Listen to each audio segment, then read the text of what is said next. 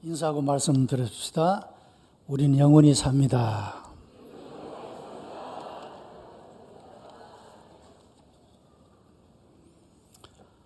죽음이라는 것은요,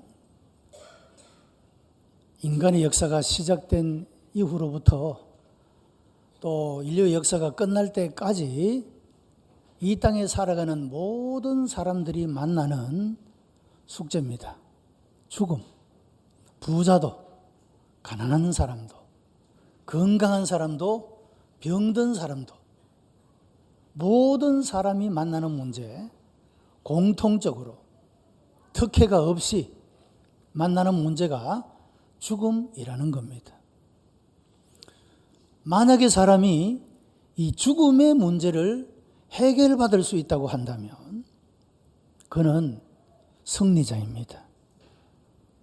세상의 그 어떤 문제보다도 가장 치명적이고 심각한 문제인 죽음의 문제를 해결할 수 있다면 그는 더 이상 다른 걱정과 염려에 매여 살 필요가 없는 그런 존재가 된다 말할 수가 있습니다. 여러분, 심각한 병에 걸렸거나 또 내 나이가 많아서 살 날이 얼마 남지 않은 것 같다라고 느끼는 분들도, 혹은 내가 아직 젊기 때문에 아직 내가 살아가야 할 날이 많다라고 생각하는 사람에게도 죽음은 어김없이 찾아오는 문제입니다. 우리가 예수 그리스도께서 죽은 자 가운데서 부활했다, 이 사실이 처음 목격되고 증거되고 선포되게 될 때 사람들은 믿지 않았습니다. 왜냐하면 인간의 경험과 인간의 생각 속에서는 죽은 자가 다시 살아난다는 것은 있을 수 없는 일이기 때문에 그렇습니다. 말도 안 되는 소리다는 것이죠.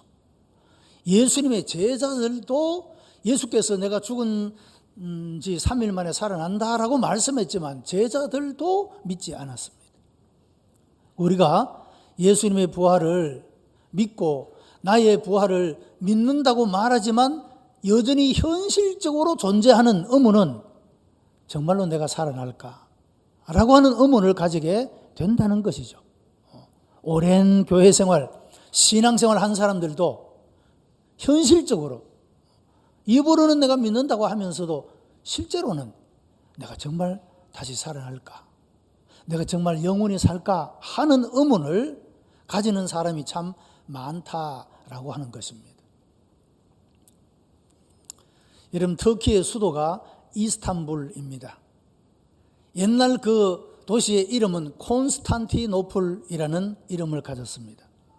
여기에 성 소피아 성당이라는 성당이 있습니다. 지금도 유명한 그런 관광지가 되고 있습니다만은 이 소피아 성당은 1700년이 되었습니다. 그리고 그동안에 3차례나 지진을 만났습니다. 그런데 그 성당은 아직도 건재합니다. 여러분, 상상해 보세요. 1700년 된 성전, 지진을 3번이나 만나고도 끄떡없이 서 있는 그 성전, 누구나 가보고 싶지 않겠습니까? 지금도 유명한 관광지가 됩니다. 자, 그런데 그것보다 더 중요한 것은 2002년도에 가이드 포스트라고 하는 잡지에 특별한 보고서가 하나 실리게 됩니다. 이것은 바로 성 소피아 성당에 소장하고 있던 문서 가운데 하나였습니다. 그 제목은 이것입니다. 예수의 체포와 신문 및 처형에 관하여 가이사에게 보낸 빌라도의 보고서, 그런 제목입니다. 여러분, 로마 황제였던 티베리우스에게 유대 총독인 빌라도가 보낸 보고서라고 하는 것이죠. 그 보고서는 이렇게 시작됩니다. 각하께 문안드립니다. 제가 다스리는 지역에서 최근 수년 동안에 일어난 사건은 나라의 운명까지도 변하게 할지도 모르는 일이기에 각하께 소상히 알려드리고자 합니다. 최근 몇 년 동안 일어난 일 뭡니까? 예수님께서 공생애를 시작하시고 하나님 나라의 복음을 전파하시고 그리고 십자가에서 처형을 받아서 죽으시고 죽은 자 가운데서 다시 살아나셔서 많은 사람들에게 부활의 몸을 보여주신 이런 일련의 사건을 두고 말하고 있는 것입니다. 그 다음 내용은 대체로 성경에 기록된 것과 같습니다. 그리고 빌라도는 이렇게 말합니다. 원치 않았지만 폭동이 무서워서 희생양으로 예수라는 청년을 십자가에 처형했습니다. 그리고 다 끝난 줄 알았는데 더 큰 혼란에 빠지게 되었습니다. 그 이유는 그가 부활했기 때문입니다. 무덤은 비었고 제자들은 용기를 내서 예수가 부활했다라고 전파하게 됩니다.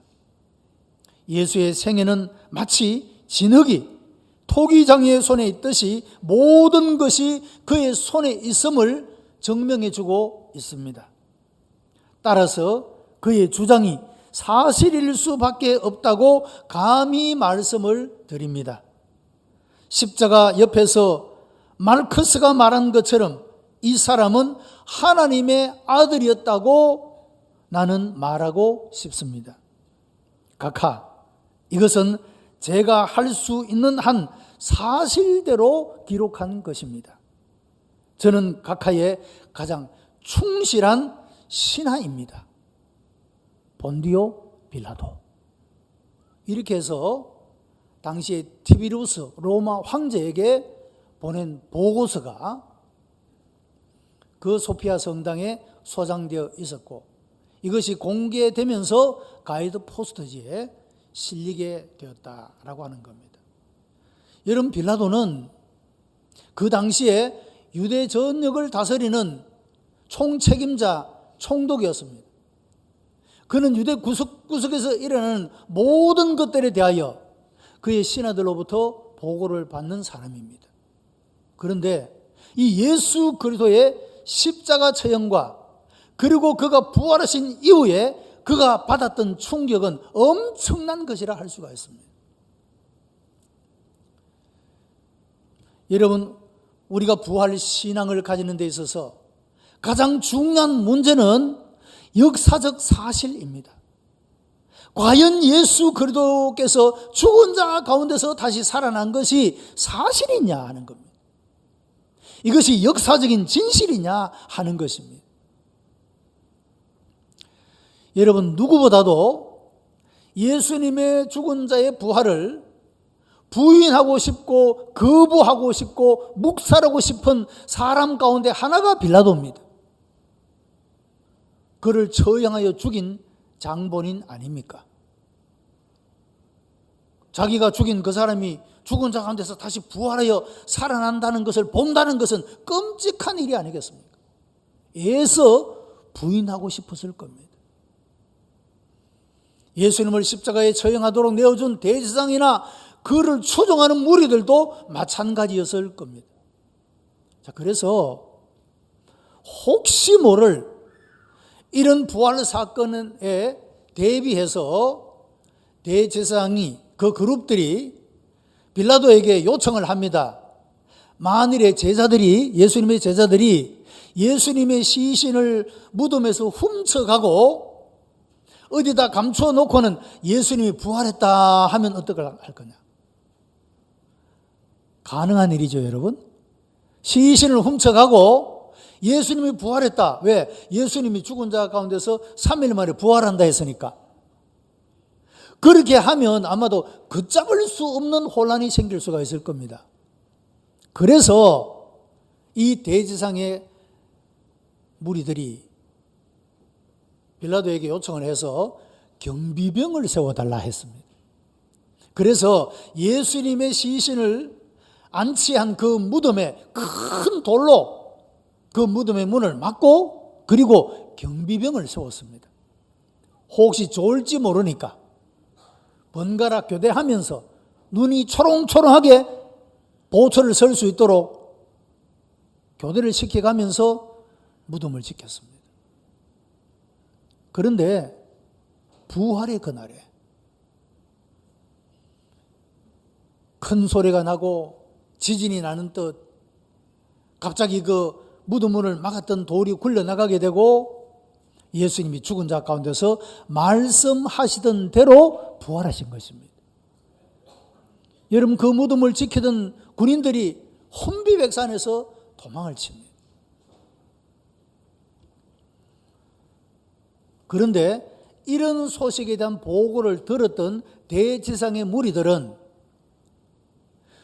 그것이 사실임에도 불구하고 거짓말을 퍼뜨립니다.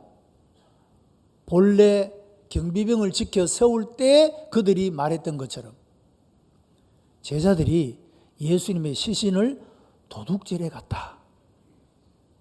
그런 거짓말을 퍼뜨립니다. 그래서 한편에서는 제자들이 예수님의 시신을 도둑질해 갔기 때문에 예수님의 시체가 없다. 그렇게 말하고 그렇게 믿는 사람들이 있었습니다. 그러나 한편에 신앙의 무리들은 부활하신 예수님을 만나고 부활하신 주님을 목격하고 그래서 그들은 이 예수 그리스도께서 죽은 자 가운데서 부활하신 이 사건은 변할 수 없는 역사적 진실의 사실이다 는 것을 믿고 또 증거하는 삶을 살아간 모습을 봅니다. 그래서 그 당시에 뿐만 아니라 지금도 예수 그리스도의 죽은 자 가운데서 부활을 믿는 무리들도 있고 애써 부인하고 믿지 않는 거짓말을 믿는 그런 사람들도 있다는 것입니다. 여러분들이 하나님께 속한 하나님의 백성들이라면 마땅히 우리가 보지 못해도 예수님의 죽은 자 가운데서 부활의 사실을 믿어야 합니다. 우리가 하나님께 속한 사람이라면 믿어야 하는 것이죠. 자, 여러분, 예수님의 죽은 자 가운데서의 부활은 사람이 믿든지 안 믿든지 알든지 모르든지 역사적 사실입니다. 그 당시 빌라도 총독이 이와 같은 보고서를 여러분 감히 거짓말로 로마 황제에게 거짓말로 보고서를 쓸 수가 있겠습니까? 자기 목숨이 달린 일인데. 그래서 할 수 있는 한 사실 그대로 말씀을 드립니다. 나는 감히 그분이 하나님의 아들이었다고 말하고 싶습니다.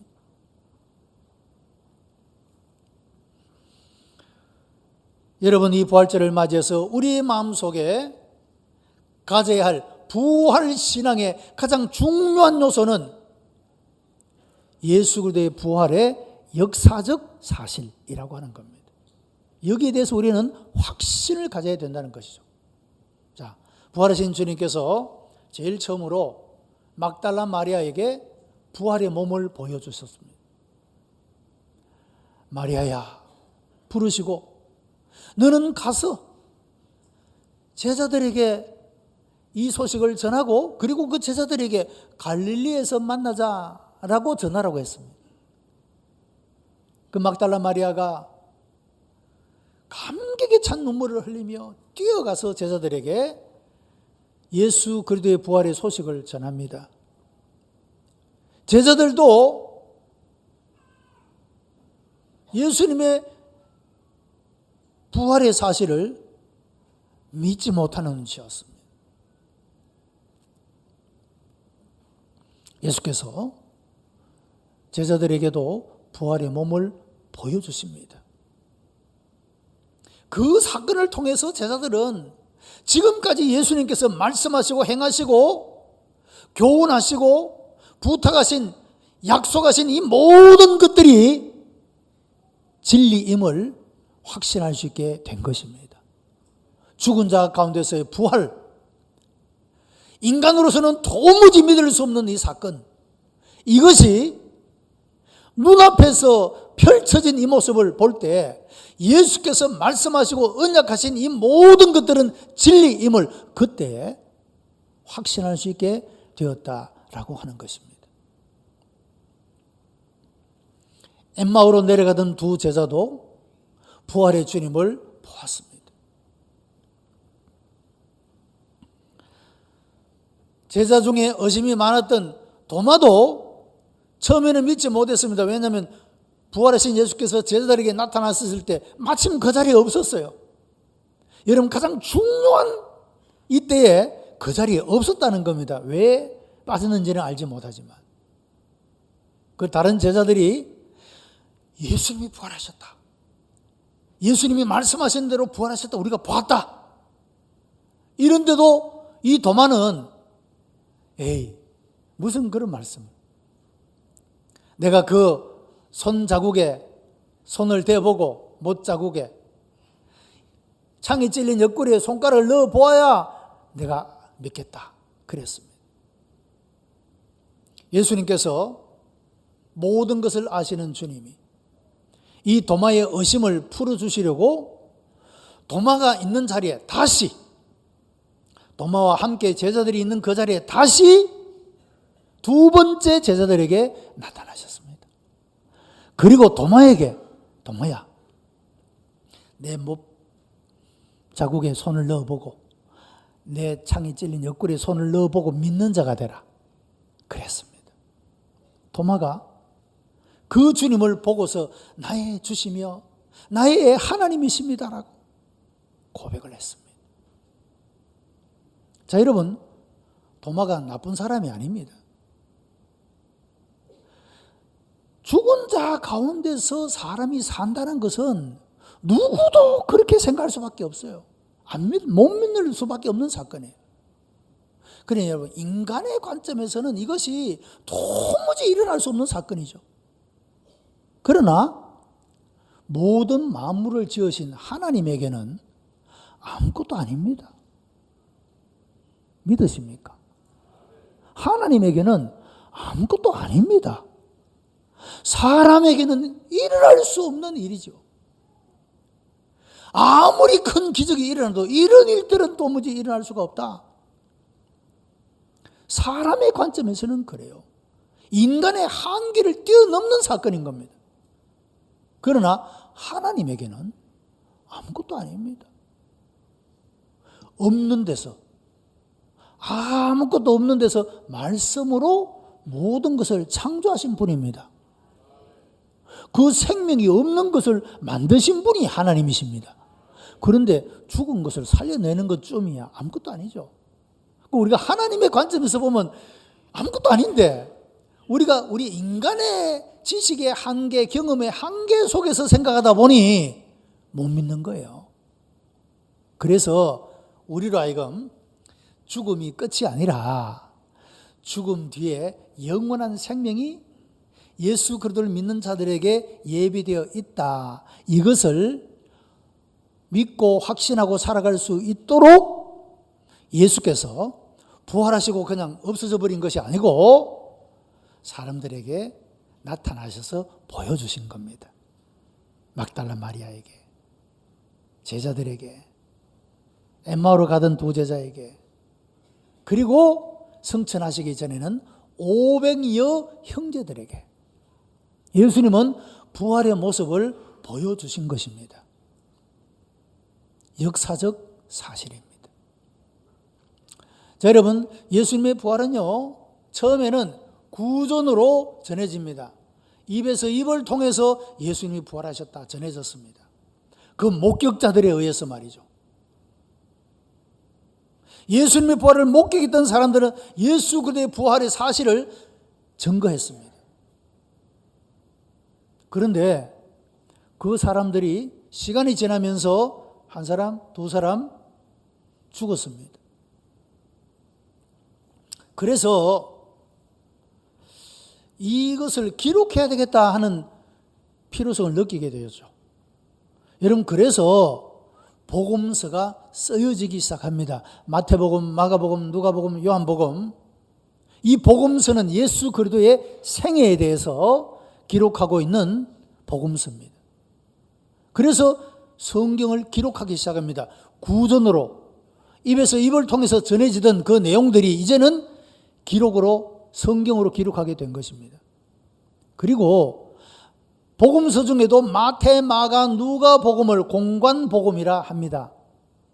요한복음과 따로 구분을 하는데 그 이유는요, 마태, 마가, 누가복음은 팩트, 역사적 사실을 중점으로 해서 기록합니다. 그리고 요한복음은 그 일어난 사건이 어떤 의미와 뜻을 가지고 있느냐, 여기에 관점을 가지고 있습니다. 그래서 공관복음을 기록한 이후에 또 몇십 년이 지나서 요한복음을 기록하게 된 것입니다. 그 의미들을 사람들에게 더 명확하게 전달해 주기 위해서. 자, 여러분, 예수님을 따랐고 예수님을 가까이 했던 그 사람들에 의해서 이와 같이 구전으로 전해지다가 성경으로 기록되어지고 이와 같은 일이 진행된 이후에 예수님의 12제자의 제자들이거나 혹은 그 제자들과 가까이 지냈던 사람들이 바로 교부들입니다. 사도 교부들이라고 말하고 있습니다. 그들도 피를 들어서 글을 쓰기 시작합니다. 많은 저작들을 하게 되죠. 여러분, 그 중에 로마의 클레멘트는 베드로의 제자입니다. 그리고 서머네의 감독이었던 폴리갑은 사도 요한의 제자입니다. 카르타고의 터툴리안이라는 분도 있습니다. 이분들은 모두가 주님의 제자의 제자였거나 그 제자의 제자와 가까운 사람들, 이런 사람들에 의해서 그들이 들어왔던, 또 성경에 기록되었던 이 모든 것들을 또 종합해서 또 나름대로 어떤 저작을 하고 있는 것을 보게 됩니다. 그리고 그 이후에 저스틴, 기독교 철학자인 아테나고라스, 변증가들의 설명을 통해서 이 기독교 신학이 이제 조직되게 된 것입니다. 그 후에 로마 신조가 170년에서 180년 사이에 확정이 되고, 이 특별히 로마 신조는 세례받는 자들을 위한 요리문답으로 사용이 되어졌습니다. 자, 여러분, 오늘도 입교하고 세례받는 사람들이 있는데 왜 이 신조, 요리문답, 신앙의 고백이 중요한 것입니까? 여러분, 그냥 교회 다니다가 아무런 교육도 받지 않고 훈련도 받지 않고 그냥 세례받는 것 하고 내가 예수를 왜 믿어야 되는지 그것을 알고 신앙생활을 하는 것하고 다릅니다. 왜 내가 예수를 믿어야 하는지, 왜 내가 교회 생활을 해야 되는지, 여러분, 이것을 잘 교훈하고 가르쳐 주는 내용이 요리문답입니다. 그래서 세례받는 자들을 위해서는 요리문답으로 세례 교육을 하고, 그리고 그것들에 대한 신앙의 고백을 듣고 문답을 한 다음에 세례를 받게 하는 것입니다. 그래서 적어도 이런 교육을 통해서 신앙 고백을 하고 세례받는 사람들은 부활의 신앙을 가진 사람이 되었습니다. 그래서 여러분, 세례받는 일은 중요한 것입니다. 종교개혁 시대에는 짱깔뱅을 통하여서 기독교 강요라는 책을 썼는데 그것을 통해서 부활을 증언하고, 20세기인 신학자 볼프 하르트 판넨베르그라고 하는 사람은 부활은 객관적인 역사 사건이라고 강조를 하였고, 세계적인 변증학자인 알리스터 맥걸에서는 부활은 그리스도의 신성을 확증하는 것, 부활은 영원한 생명에 대한 기독교적 희망이라고 이야기를 했습니다. 유명한 신학자인 칼 바르트는 두 가지를 잊지 말아야 한다라고 이야기를 합니다. 첫째는 메멘토, 모리, 죽음을 잊지 마라 라는 겁니다. 또 하나는 메멘토 도미니, 주님을 잊지 마라 그랬습니다. 자, 죽음을 잊지 말고 주님을 잊지 말라는 거예요. 두 가지는 잊지 말라는 것입니다. 여러분, 사람은 죽는 존재입니다. 이 죽음을 잊지 말라는 거예요. 여러분, 연세가 많은 분들은 어린아이같이 된다 그러죠. 노욕이라는 표현도 씁니다. 그런데 왜 그런지 아십니까? 기회가 많지 않아서 그래요, 기회가. 자꾸 손가락으로 헤아립니다. 내가 얼마나 남았을까? 하루하루가 너무 귀한 시간들인 거예요. 젊은 날에는 그것을 별로 몰라요. 그냥 되는 대로 살 수가 있어요. 그 나이가 들면, 야, 나 얼마 안 남았는데 오늘 하루를 어떻게 살아야 잘 살지? 이런 밀도 있는, 내용 있는 삶을 살게 된다는 거죠. 그래서 때때로는 욕심처럼 보이기도 합니다. 내가 이번에 이걸 못하면 영원히 기회가 없어. 그러니까 욕심으로 보입니다. 이해해야 됩니다. 젊은 사람들은 젊다고 일찍 안 가는 건 아니지만 그래도 아직 기회가 많다고 생각하죠. 그래서 여러분, 우리 항상 메멘토 모리, 죽음을 기억하고 살아야 됩니다. 동시에 죽음이라는 것은 모든 것을 빼앗아가는 것이지만 두 번째, 잊지 말고 기억해야 될 것은 메멘토 도미니, 주님을 기억하라는 겁니다. 이것은 무엇을 말합니까? 주님을 기억한다는 것은 예수님은 죽은 자 가운데서 다시 부활하셨다. 우리도 예수님처럼 주님이 다시 오시는 그날에 부활한다. 이것을 기억하기 위함인 것입니다. 주님을 기억한다는 것은. 자, 여러분, 우리가 하나님께 속한 백성이 되고 우리가 진실로 믿음 있는 자라고 한다면 우리는 이 두 가지를 잊지 말고 살아가야 하고, 이것을 기억하며 살아가는 동안에 우리는 하나님이 기대하시고 하나님이 원하시는 그런 삶을 살아가는 사람이 될 수가 있다는 겁니다.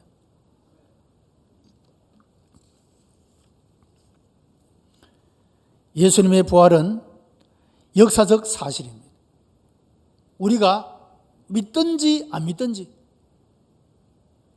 우리가 알든지 모르든지 예수님의 부활은 역사적 사실이라고 하는 것입니다. 여러분, 이 믿음이 여러분에게 충만하게 있게 되기를 바랍니다. 다시는 흔들리지 않을 부활의 신앙. 여러분, 이것이 상황이 바뀐다고 변할 수 있는 것이 아닙니다. 그 역사적 사실은 그대로 있는 겁니다. 아무리 거짓말해도 덮을 수도 없는 것이고,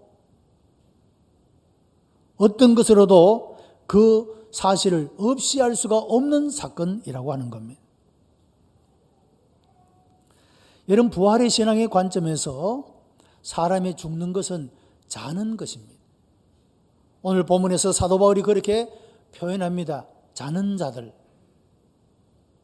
여러분, 잔다는 것은 무엇을 전제합니까? 깬다는 것을 전제합니다.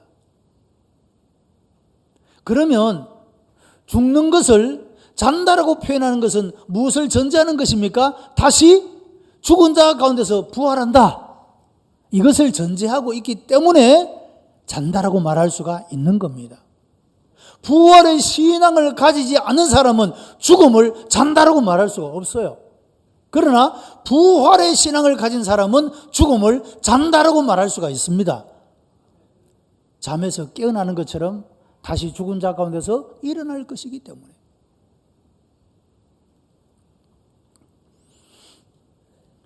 이 부활 신앙 속에서 살아가는 오늘의 삶은 우리가 어떤 의미가 있고 어떻게 살아가야 될 것인가? 마더 테레사가 쓴 아름다운 선물이라는 책에서 4가지를 이야기합니다. 첫째는 선교사적으로 사는 것이다. 다시 말하면 사명을 가지고 정인으로서 살아가는 삶을 사는 것이다. 두 번째는 메디테이션, 명상가로서 사는 것이다. 이 내용은 예수 그리스도에게 집중하며 사는 것이다. 세 번째는 보편적으로 사는 것이다. 우리가 그리스도인이지만 세상 속에서 믿지 않는 사람들과 더불어서 살아가는 삶,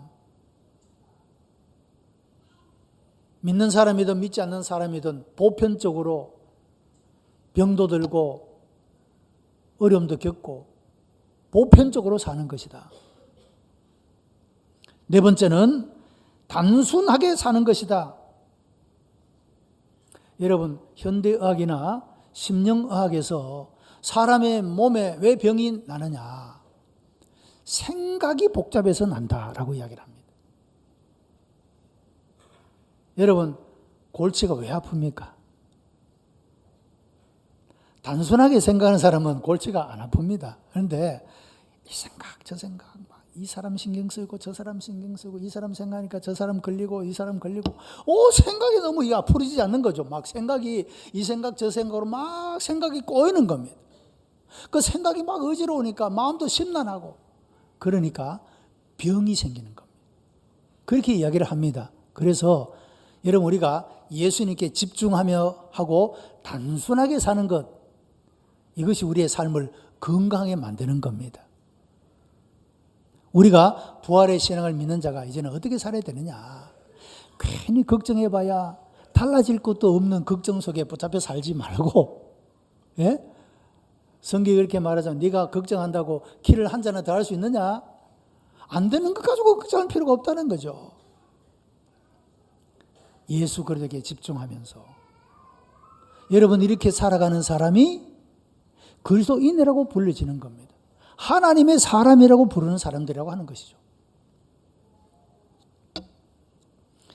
예수의 역사적인 부활 사건은 제자들을 통해서 부활 신앙이 되고 그들을 통하여 예수 그리스도의 부활과 우리의 부활을 증거하게 되고 그리고 그를 믿는 그 복음을 믿는 자들에게는 부활 생명으로 나타나게 되는 것입니다. 여러분 2016년도 예수 그리스도의 부활을 기념하는 오늘 부활주일에 여러분의 마음속에 더 이상 의심하거나 의문하거나 혼돈되거나 흔들리는 신앙이 아니라 부활 신앙에 대한 확신을 가진 여러분이 되기를 바랍니다. 여러분 이 믿음에 굳게 서면 사람이 얼마나 여유로워지고 담대해지고 용기가 있어지고 멋진 사람이 되는지 모릅니다. 부활신앙의 공동체가 되고 초대교회가 부활에 대한 신앙과 성령의 능력으로 말미암아 정인 공동체가 되어진 것처럼 오늘 우리 교회가 이 시대 속에서 이런 역할을 감당하는 교회가 되고 하나님의 백성 한 사람 한 사람이 되시기를 주님의 이름으로 축복합니다. 기도하십시다. 은혜가 풍성한 하나님 감사합니다. 우리에게 믿음을 주시어 예수 그리스도를 구주라 믿게 하시고 주님을 통하여 부활의 생명 주시니 감사합니다. 이 부활의 신앙에 대한 확신을 가지고 죽음을 기억하고 주님을 기억하면서 인생의 걸음을 하나님이 기뻐하시고 원하시는 뜻대로 응답하는 하나님의 사람들이 되게 하여 주시옵소서. 예수 그리스도의 이름으로 기도드리옵나이다. 아멘.